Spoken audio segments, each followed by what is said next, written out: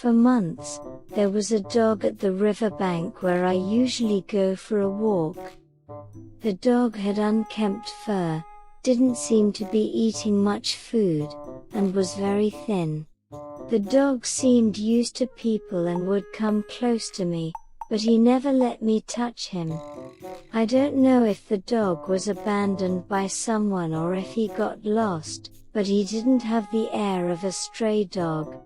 The dog seemed so lonely that he always stared at the neighborhood dogs walking, which made me sad.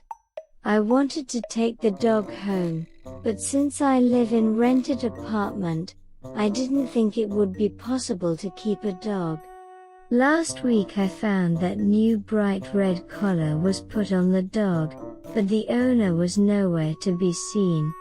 Today, when I went to see the dog again, he was happily taking a walk with an old man holding leash.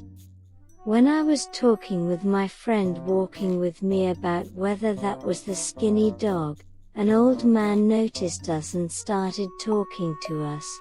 The old man said that he had been curious about the dog for a long time, but since the dog wouldn't let him touch, he thought he had to take his time, so he started getting to know the dog little by little. He had been placing food away from the dog.